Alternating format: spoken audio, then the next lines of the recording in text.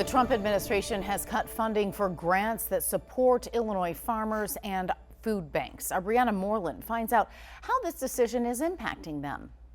The Trump administration funding cuts have ended the local food purchase assistance program and the resilient food system infrastructure program in Illinois. Farmers say the decision was a shock, cutting vital support from their businesses and communities. And he called me up and said, "Ed, you don't know how much this means to me." And I'm sorry, I'm getting emotional here. But he says, "I finally feel like I'm being a good father to my kids because I haven't been able to give them the food that they deserve and the food that they need. And tonight I'm able to do that because of you and because of this program." Owner and farmer of the Chick Ranch says 50% of his chicken and egg production went to this program, helping support the Eastern Illinois and Central Illinois food banks. On a Tuesday, I called one of my food banks that we were working with and said, "I'm taking chickens to the locker tomorrow. I want to verify we're still good to go." They said, "Yep, we're good to go." Wednesday morning, I hauled those chickens, had them processed for them.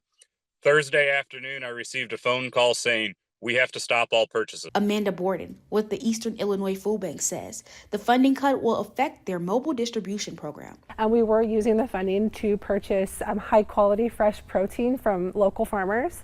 So we won't really have access to that at this time after the funding has ceased. Borden says the food bank didn't rely on the program for long-term resources. So we will continue to source fresh produce and nutritious food for our neighbors in other ways. Governor J.B. Pritzker issued a statement on the funding cuts, saying, quote, "Cutting funds from this program is a slap in the face to Illinois farmers and the communities they feed. The Trump administration's refusal to release grants doesn't just hurt farmers in the program, it devastates our most vulnerable food insecurity communities relying on meat, fresh produce, and other nutritious donations."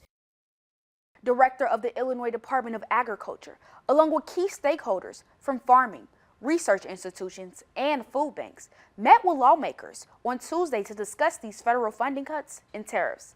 Working for you, I'm Brianna Moreland.